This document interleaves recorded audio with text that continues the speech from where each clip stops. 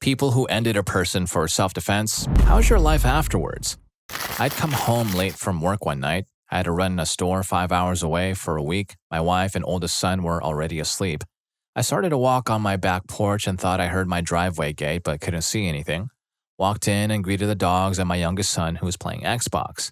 I set my bags down and headed back to the back porch to lock up the work truck and noticed 3 guys walking up my driveway with their faces covered. I ran back, grabbed the youngest, and literally opened my bedroom door, tossed him in, and yelled for my wife to call the cops. I grabbed a weapon and proceeded toward our kitchen, and before I could round the corner, the dogs were barking and the rear door from the porch to the kitchen opened. I heard the one guy yell and I heard a pop. I made the turn and emptied 20 rounds out. My oldest son came down and I made him go into the room with my wife and youngest son. I went back and checked the guys and realized immediately the one was definitely gone. He seemed to be in my line of fire for most of the rounds.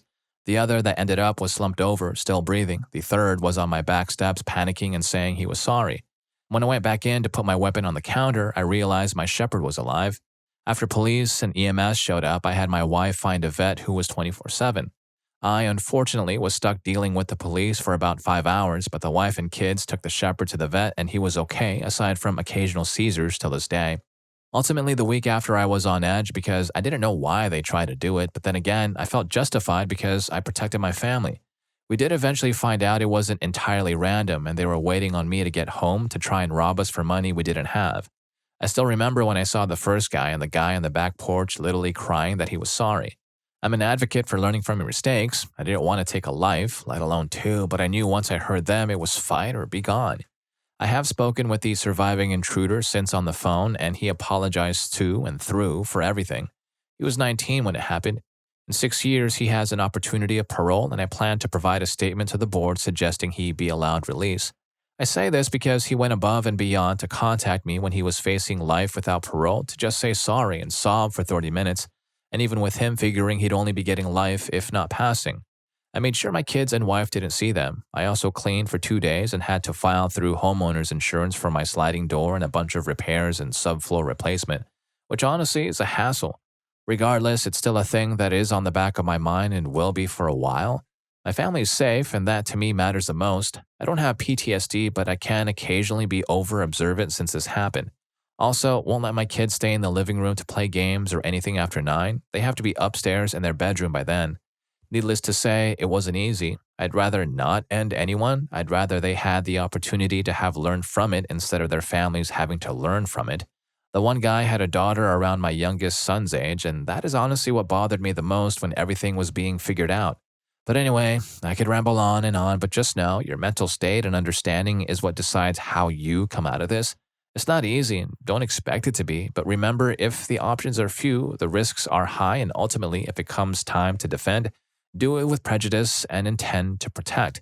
Preserve life as much as you can, of course, because they don't learn from their mistakes, but don't let preservation become a mistake that in turn takes you. So the moral of the story is, never mess with the guy who's just come home from a long day at work and has a loaded Xbox controller, weapon at the ready.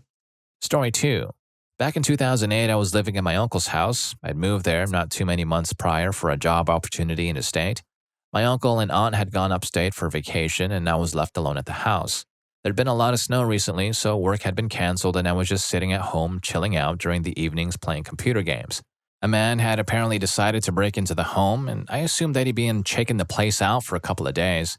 I woke up in the evening about 3 days after my aunt and uncle left to the sound of somebody trying to pry open the back door. My room was a furnished basement, and although it functioned as my bedroom and living room, it also was where my uncle, who was a Marine and a bit of a fan of firearms, kept his firearms cabinet. He had taught me how to use everything in the cabinet, and when I heard what was going on upstairs, I grabbed a weapon and leveled it at the back door. The way the basement is laid out, the stairs go straight up to that door, a straight shot. The man was unsuccessful trying to crowbar the door open, so he broke the glass and reached inside to unlock it. When he opened the door, I turned on the flashlight on the weapon, which let me see his face. I didn't recognize him, so I pulled the trigger. The phone was also by the back door, so after I walked up, I called the police. Listened to him take his last breaths while I was on the line with the dispatcher. When the police got there, they searched his body and found he had a weapon on him, and although it's been a long time, from what I remember, the man had cruel priors. If we're being honest here, I don't know that I will ever fully heal from that trauma. Although I've grown to accept what happened, and although I've accepted the fact that this was somebody who was armed, who was breaking into my home, and I had every right to defend myself, I can still vividly hear the last breaths, and I can still see the look in his eyes clear as day if I think about it. Today, my life is better, again, because I've gone to a lot of therapy about it, and I've had some very wonderful people in my life who helped me kind of reconcile what happened. But it gives me a good understanding of what other people who have also taken life of another say, and that's that you never forget it. I sincerely hope I never have to do that again because it messed me up for almost a decade before I got over it. I also hope those who are reading this response section who've never had to be in that position never find themselves in it. And well, that's one way to ensure a quiet neighborhood. Just hope the local burglars aren't looking for a winter getaway. Story 3. So this happened to me recently, and it's awful. It was a stalker situation that had been going on for years. I had tried in vain to get protection, but that system was way more messed up than I could have imagined. In some parts I understood, mental health situations need to be dealt with differently, but it took me over a year to get protection order from the court, like, what the hell? And then, every time he trespassed or pestered me or my family, he would get taken in and released no more than 2 days later. Typically bailed out by his rich parents who bailed him out and likely gave him the money he would use for substances. The last second to last time I saw him, he screamed at me, "I'm gonna end you." Once I got the protection order, things went quiet for a while. One day I was at home alone while my partner was away checking on family. I got so sick, so I couldn't join. I just happened to be at my desk, which had a vantage point of the driveway when I saw him, and I immediately called 911. Before I could tell them his name, I heard the heavy wooden door that was bolted shut crash. He was in the house. He was also a big dude, like maybe 250 pounds. I sprinted to the bedroom where I had a weapon, something I had never used before, was given to me as a gift, and then went to the bedroom door and saw him coming up the stairs. Knowing that my bedroom door didn't lock and was basically cardboard, I opted to flash the weapon at him, commanding him to stop. I should also note I was on the phone with 911 the entire time. So he stopped for a second and then resumed coming up the stairs at me screaming. I was paralyzed for a moment. I thought for certain having a weapon pointed at someone would be a deterrent, but he was still coming up the stairs. I yelled more for him to leave, but before I knew it, he was 4 feet away and I was out of time, so I pulled the trigger. Police arrived around 5 minutes later and came into the house. I came downstairs at their orders, unarmed, and saw him. This was the same year I was accepted to and going to start med school, and I didn't go. I know it's not my fault that I had to do this, or else I would likely be gone myself. That it's an awful situation, but what other choice did I have? But I'm still messed up about it. The thought of doing med school, knowing what I did, is still something I can't get my head around. Furthermore, I also worry about what could happen if I did become a doctor and was working all the time, and what could happen to my family if I wasn't home. What if I have kids one day? I'm trying to work on it, therapy and all that stuff. July 4th was awful. Fireworks mess with me now. It took a long time before I could talk to friends about it, ashamed at what they would think of me. But everyone I've talked to has been super cool and supportive. My partner and I moved to a new place, obviously, and have a job that is all right, and we are safe and happy enough. I have a lot to be thankful for, but I'm still messed up. Still paranoid and reserved and anxious and trying to reset and get back to normal. I went for a run recently, used to be a big runner, something I hadn't done in years as I had safety concerns, and that felt good. I guess just trying to take it one day at a time. Story 4. One of my dad's former employees, we'll call him Greg, started his own business after years of working for him. In the first year, his shop was robbed multiple times at night, resulting in several $1,000s in property loss. One night during the busy holiday season, Greg stayed overnight at the shop. This was not to catch anyone. It was just a busy time of year, and Greg was a single guy, so he decided to crash out and get an early start the next morning. No robberies had happened for at least 6 months or so. We all kind of figured it had run its course. Around midnight, he heard the office door being busted open. Grabbing his weapon, he turned off the lights. 2 men entered, and Greg told them to freeze. One of them hit Greg on the head. Greg fired his weapon, ending the other man. Greg, now with a head injury, is terrified and trying to find the other guy. The guy who had hit him ran into the shop to hide among all of the materials. Greg could smell that the man had lost control of his bowels. The attacker who hit Greg escaped. When the police arrived, Greg feared he would be charged, but it was ruled as self-defense. We never spoke about it again. Greg closed shop at the end of the year and moved to the P&W. Story 5. I didn't end him, but I had an issue with a stalker for a few weeks. They broke 2 of my tires while I was at work, threw a brick through the car window after I'd had it towed home, then started banging on my doors and windows late at night to scare me. I decided to reach out to a very recent ex for help because I was scared and didn't have many other people to turn to. He started spending the night with me because I just felt so unsafe. During that time, my roommate gave me a weapon. I kept it in the house because I didn't have a license to carry and I was only 20. So I'd Uber home from work and get home around midnight. My roommate worked even later than me, so the house would be empty. I'd go in, rush to the weapon, clear the house, then sit on the floor of the laundry room, only room with no windows, until my ex showed up. I finally got sick of doing that and was terrified that one of those times someone would be waiting for me in the house before I could go grab the weapon. So instead of leaving it in the house, I hid it in the garage. That day, when I got home, I grabbed the weapon and walked inside. I knew immediately something was wrong because all the lights were off, so I froze in the doorway. Immediately, someone came from around the corner in the house and grabbed me, pushing me up against the wall. I didn't really have a choice, so I fired them. They took a few steps back into the garage and into the light. It was my ex. Luckily, I missed everything important. My roommate kicked me out after that, so I got my own place. For about a year after, I had to clean my apartment every day that I got home. Sometimes if I walked in and saw a door shut that I didn't remember closing, I'd have to leave and sit in my car for a while because I didn't have the courage to open the door. It always ended up being me and nobody was there. I couldn't shower with the door closed, and I'd always feel like I was hearing movement when I was in the shower. I planned escape routes out of my apartment if anyone ever did break in. Because of the way the stalker was beating on my doors at one point, I still can't stand people knocking on my door, but especially if I'm not expecting anyone. That ex messed me up in a lot of other ways during our relationship, but this was easily the most traumatic thing I've been through. Story 6. About a decade ago, when I lived in the Bay Area, I was walking home from work one late night when it happened. I'm a man, and I always carry a pocket weapon just in case. I never really thought I'd have to use it, but when a man attacked me that night, attempting to mug me, I just reacted. He came over me from behind, and before I knew what was happening, I grabbed my weapon from my back pocket and I started blindly swinging, hoping he'd get off of me and back up. Instead, he just kept coming after me. After what I felt like the longest 3 minutes of my life, he started to slow down and eventually tried leaving. I called the police and I informed them of what happened. I even cooperated and turned myself in. They told me the man didn't pass away until he got in the ambulance. Because I cooperated, I ended up getting a minimum sentence, but I feel like I missed out on so much of my life trying to fight for it. I left my girlfriend because I didn't want her to wait up on me and I could tell she saw me differently. Nobody really holds the situation against me, but I very often think about how that might have been different. Maybe I could have taken a different route. I never wanted to take the man's life. I don't have as many nightmares as before, but I still often think about the situation. A part of me really hasn't forgiven myself, and I don't think I ever will. I hope this story helps someone, though. Taking a life is a serious ordeal, and I don't think passing should be taken as lightly as it is sometimes. Story 7. Back in the early 2000s, I worked for a lawn company that did door-to-door sales. On an early Saturday morning, I got to my first stop and started canvassing the neighborhood. After knocking on a few doors without any luck, I was ready to pack up and leave when I heard a commotion next door. It sounded like people throwing glass and heavy objects across the room while the woman was screaming. I ran over, knocked on the door, and didn't get a response. Everything just kind of stopped. It was the weirdest feeling of dread and curiosity I'd ever felt.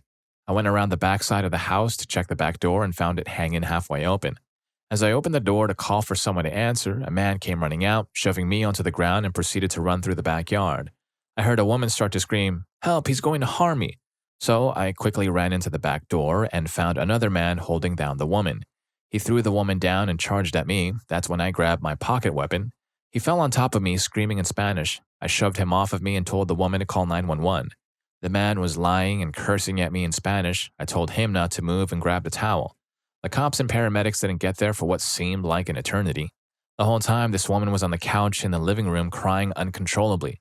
I was so nervous he was going to try to get up and do something else, but fortunately he never did. The cops and paramedics showed up, took control of the scene, and took my statement. I found out later that the guy was wanted on several charges. His accomplice, the guy that shoved me, was arrested a couple of days later. Apparently, he was also wanted on burglary charges. So, long story short, no, I don't feel bad for what I did. I helped stop a crime and put away 2 bad people. Story 8. There aren't many left, but I got the privilege of talking to my ex-wife's grandpa who went from Normandy to Germany with the big red one during World War II. Of course, he would never talk about ending people, and I know better than to ask. But I loved hanging out with him and taking him to the range. The oddest stories would come out. He loved my 1911 pistols, of course. He told me that during the war, he had a few. He wouldn't fire my Thompson, but said that it was the only weapon he used that fired so fast he couldn't fire single shots while in full auto. He talked about how they took the 50 cal machine guns out of a downed P-51 and mounted them on their truck to quickly clear lines. He started to talk about how they saw the plane go down and it stopped due to a barbed wire fence. The pilot and plane were wrapped in it. He didn't finish that story after he mentioned the pilot and didn't really talk about anything for a good while. He loved to talk about taking over the Sawyer, now Sig Sawyer factory and walking around the plant assembling parts for bringing home weapons. He had a couple, but I didn't get to see them. He never once talked about anything that happened after they entered Germany. Before he passed away, he bought a Sig Sauer 45. He said he only wanted to fire it once. At the range, he fired his one bullet with the weapon cold and fresh out of the box, hit right down the center. Don't miss my ex-wife one bit, but I often think about that guy. Story 9. My father, kind of, ended a man. We were heading towards our car from shopping one weekend when a guy, let's call him Bob, rocked up to us who my dad had a few issues with over the years. He was obviously intoxicated and slurring his words, calling my dad all sorts of names. My father told him something along the lines of, "Say whatever you want to me, but don't do it in front of my son." The guy responded with, "To hell with your son," and that was it. Hell broke loose. My dad went to grab him, not noticing that Bob had pulled a weapon, which is the reason my dad never went to prison for this. Bob fought back, but in the scuffle, he lost his balance and fell over, landing on the weapon. Unfortunately, he passed away right there in front of me before the police and ambulance could even arrive in time.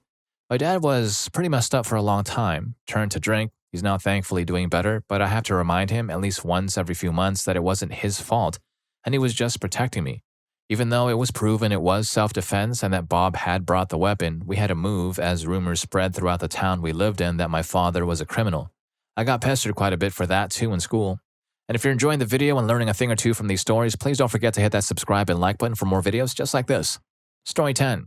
Honestly, it's riveting, but I have not had any issue with it since the first few months passed. It's been 7 years. I still go to therapy for other issues. I already have anxiety and depression from losing my dad, my best friend, and my only brother in a span of 3 months a year before this event. So a man entered my home where my wife and children laid their heads to sleep. I heard the noise as I'm a light sleeper, quietly told my wife to get the kids to our bathroom and lock the door and to be quiet. After that, without another word, I pulled my weapon out of my lockbox, got down on one knee with cover and a high ground viewpoint. He was downstairs, filling his bag with all sorts of stuff of the guy.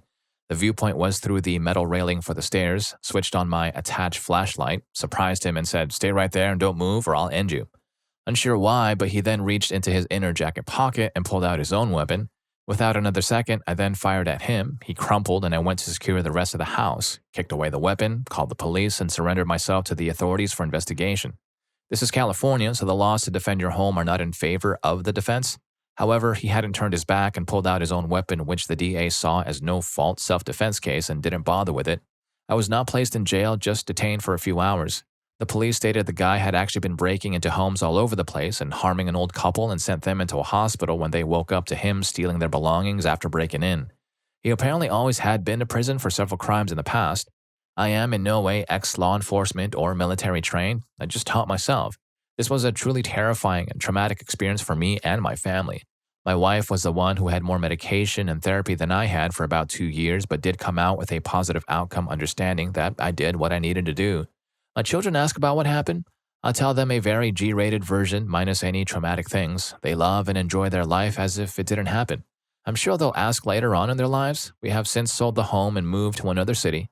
We both work from home and in tech and healthcare. The way I feel today is made sure that my people were safe and not hurt. I have no regrets. I'm not afraid of doing it again if I have to. Do I think about this guy's family? No, I doubt he did either.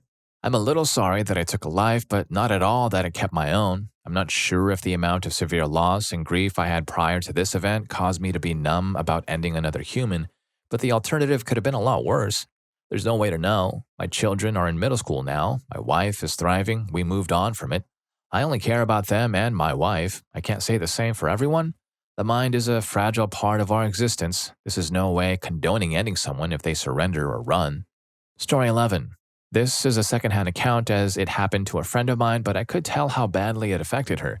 We lived in a pretty small town and she was home alone one evening waiting for her husband to get off work. At about the time he would get home, she heard a knock on the door. Mistakenly, she opened it, assuming it was him and he had his arms full or something. There was a man standing on her porch who charged her as soon as she opened the door. She screamed and backed away, yelling at him to get out, get away, etc. But he kept lumbering towards her. She said there was something clearly wrong, perhaps due to his injuries, but his eyes were almost unfocused yet furiously dangerous. This is the part that I would not have believed had I not personally known and visited them. Unfortunately, they did not have any weapons in their home. However, they had just recently gotten a weapon from a fantasy sci-fi franchise the previous year, and it was displayed on their mantle. After yelling at this man and retreating and him showing no signs of stopping, she finally grabbed the weapon and started swinging at him, screaming. He didn't stop. She said she had the sudden realization that it really was her or him. Either she ends him or he ends her. It's like a switch flipped in her brain. She fought harder, screamed louder, and somehow the man finally had enough or realized he was seriously injured. He suddenly ran out of the house, leaving their living room. She ended up with horrible PTSD and a permanent fear of being in their home. She couldn't get over the violation of someone coming in like that, and the cops never found the guy. They moved a few years later to an entirely different state. She said the worst part to come back from, though, is the switch. That moment of, I have to end this person, and the fact that she resigned herself to it and tried to. She's had a lot of therapy and psychiatric intervention to help cope with it. Story 12. Was living in Kenya when I was around 19 and got jumped by 5 or so people while walking the streets of Nairobi with a friend at night. I got hit in the head with a rock twice. After picking me up, my friend and I defended ourselves as best we could. This was my first real fight, so I was more just pushing people away. At one point, Deno told me he got one of the guys as the others ran away. We proceeded to roughen this guy up. Eventually, it stopped becoming self-defense. We stopped at some point. We then found someone to take me home where I passed out. We were very hammered. Only the next day when I woke up and saw my white pillow and t-shirt covered with red liquid.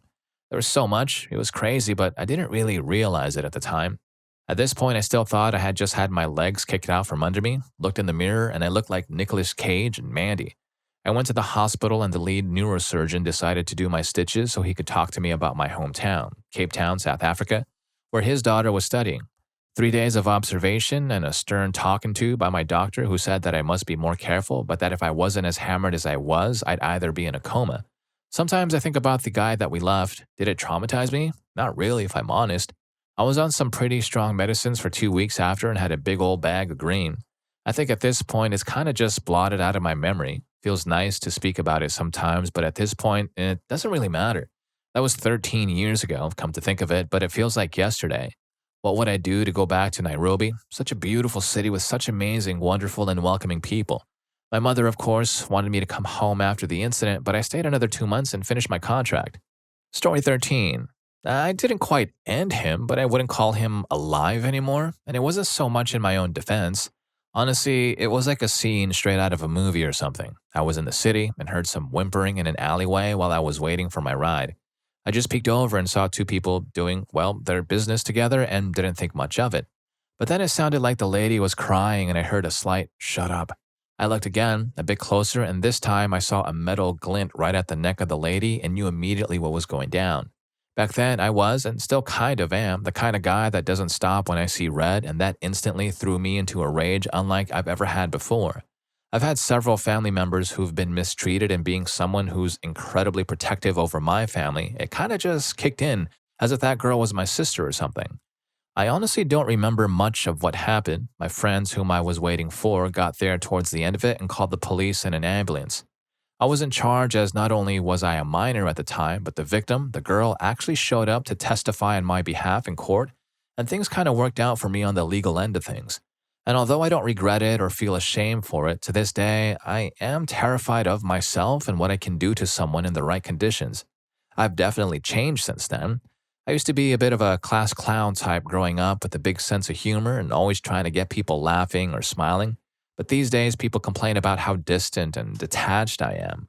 Though my change in personality has more reasons involved with it than just this situation, it was definitely a huge part of me becoming the way I am now. Story 14. Not ended, but seriously wounded. My neighbors were on vacation and my parents were out to a birthday party, so I was home alone with only the lights on in my bedroom on, barely visible from one side of the street with the blinds down.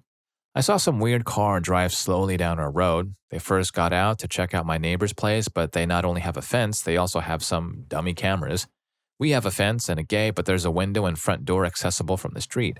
As I noticed they pulled closer, I got scared. I have a relatively powerful weapon hanging on my bedroom wall, as well as a battle-ready katana and pepper spray and a powerful flashlight. I grab the weapon, pepper spray, and flashlight and go sit in the stairwell, aiming down towards the front door through the hall. The guy breaks open our front door with a crowbar, and as soon as he opens the door, I identify it's a stranger and fired at him. The guy screams out and sort of goes limp on one side of his arm and face, it looks like, and runs away. I called the police, and that's that. Police came to make a report and make a copy for insurance to replace the door.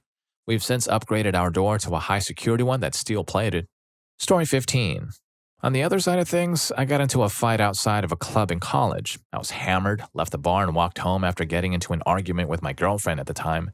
I lived across the street from a club and cut through the parking lot. There were a couple of guys out front, and I'm honestly not sure if they were even talking to me, but I was hammered enough to yell back at them.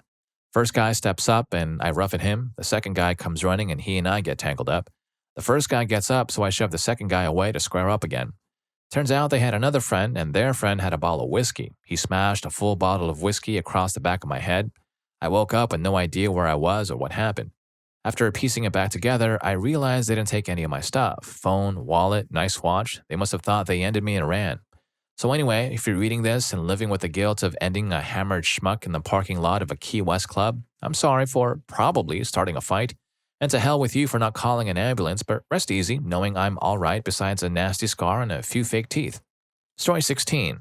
Not quite ended, but I had someone try to snatch my wallet while I was pulling a fairly substantial amount of money from my account, for a poor college student at least. I could feel him practically breathing down my neck as he waited to make a move.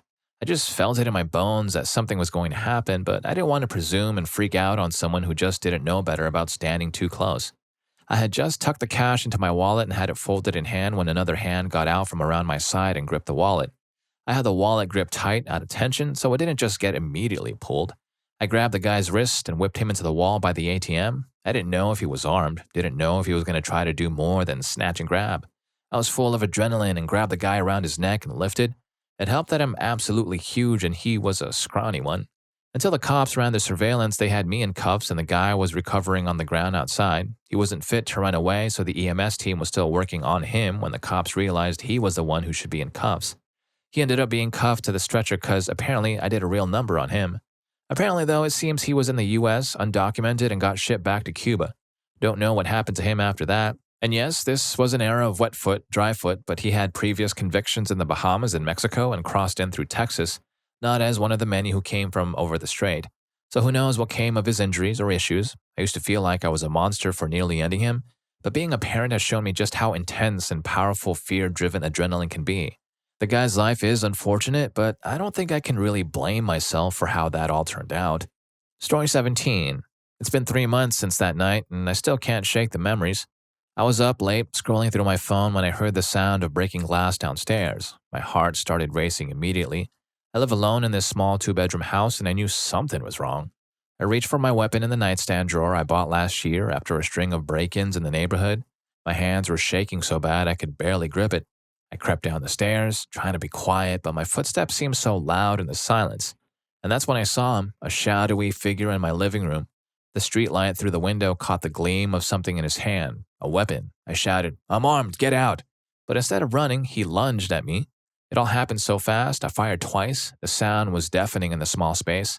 Suddenly, everything was quiet again except for my ragged breathing. Now, weeks later, I'm struggling to make sense of it all. The police said it was clear self-defense, but that doesn't make it any easier. I keep second-guessing myself. Should I have fired a warning shot? Could I have aimed for his leg instead? But at that moment, with him coming at me with a weapon, I just reacted. I'm having trouble sleeping. Every little noise makes me jump. I've started seeing a therapist, Dr. Martinez, who specializes in trauma. She says what I'm feeling, the guilt, the anxiety, the replaying of events, it's all normal. But knowing it's normal doesn't make it go away. I've taken some time off work. My boss has been understanding, but I know I'll have to go back soon. I'm dreading the questions, the looks of pity or fear from my coworkers. Some days are better than others. Yesterday, I managed to go to the grocery store without constantly looking over my shoulder. It's a small victory, but I'll take it. I'm trying to focus on the fact that I survived, that I had the right to defend myself in my own home, but man, it's tough. I hope that with time and therapy, I'll find a way to move forward. For now, I'm just taking it one day at a time, trying to find my way back to some kind of normal. Story 18. I won't discuss the circumstances, think combat type stuff, but I've ended someone before. In the immediate aftermath, I avoided my feelings by reminding myself it was necessary and justified. Humans aren't meant to take lives, and it still comes up in my nightmares. Once I was no longer in survival mode, I had to work to unpack it and be accountable. While what I did was justified and in protection of myself and others, and it was done for the right reasons to people who wanted to end me and others like me, the people I hurt were still human beings. They may have acted monstrously and done horrifyingly cruel things, but they had mothers who loved them, fathers or sisters or brothers or parents or children. Maybe they read their nieces and nephews bedtime stories. Someone would miss them, and it was wrong and dangerous for me to ever forget that and excuse the things I did. They were right, they were just, they were necessary, and they still did harm. All of these things can be true. Realizing and accepting that was a huge part of healing and forgiving myself. Because while I would absolutely do it again if I found myself in those situations, that doesn't erase that we are not built for ending each other. It'll leave scars. Story 19. My uncle had been in the military for about 12 years. When I was a little girl, I didn't see him much since he was stationed in Iraq. He has many stories of his time being in service, yet it's not his most favorite thing to talk about ever. He says he wouldn't recommend or encourage anyone to go into the military, but he doesn't regret it. It was 2007. He and his combat brigade team were conducting a meeting with a local Iraqi leader. They had ordered the men to stand down and keep their weapons holstered. During the courtyard meeting, the outer layer of security let an unidentified man through who was initially seemingly innocent. The closer he got, he was heard chanting prayers. As he started to close in on the gathering, the security noticed a bomb vest strapped to him and fled. My uncle, being one of the only few men who never let his guard down, immediately charged the guy to create a separation between the unarmed civilians, which were a family of 13, his men, and the terrorist. He quickly raised his weapon to fire, but in a split second, the bomb on the vest detonated and one of the leader's sons tackled the man and took the majority of the blast. My uncle had been only 10 feet away from the explosion. I remember him telling me that in the daze of the explosion while he was on the floor, was horrified, but he eventually composed himself the best he could and dragged himself to the courtyard to defend against any further attacks. He was awarded the Bronze Star with Valor. He has many awful and messed up stories from his time in service. Apparently, he had always been a bit of a hardhead, but war shaped him to be fearless. If you ask him, he'd do it all over again if he had to. Nowadays, he'd also tell you he doesn't sleep and has PTSD, but it had always been them or us. I guess the don't let your guard down military lesson was very useful. Story 20. I've had 2 violent break-ins. One I was home for. I never attacked or even tried to attack. I never even went for my weapon. I was too scared. I just defended my son. I just read through these because it's almost cathartic, I guess. I'm kind of thankful I was too scared to grab my weapon, although it was incredibly stupid of me, and I know all too well that I should have. But had I been home for the second one, I would have had no choice but to fire. The level of destruction in the second one is indescribable. He tried to end us all, but we just weren't there. Unfortunately, I now sleep with the weapon by my bed, and I wake up periodically every single night to check my doors and cameras. My son is almost an adult now, and I can't even let him stay home alone anymore. We sleep at my fiance's house more than my own house now because it just isn't safe for me anymore. I'm thinking about giving up everything. I just have to get away from the hellscape that I call quote-unquote home. Story 21. Some years back, I was hungry, tired, and alone. Some rich aristocrat came out of an opera house with his trophy wife and their son. It wasn't self-defense exactly, but I only needed his wallet for some food. I needed to eat. It wasn't self-defense, it was survival. The man gets all headstrong and thinks he can stop me, so I wrestle free and fire blindly. It was totally reactionary, I didn't know. Then his wife started screaming, and instinctively I fired at her just to silence the deafening sound. I didn't mean it. The boy, with his deep black eyes, just stared, silently watching, a silent guardian over his parents, and never made a sound. Just stared through my soul. I still think about him often, the specks on his innocent face as his mother's pearls danced around him. Despite all I've done, I hope he's okay. I hope he found some semblance of peace. Wait, be right back. I just heard something on the roof. Yeah, his mistake was that he didn't end the Batman. And if you liked any of these stories, here's more for you. YouTube thinks you're going to love this. I'll catch you in that video.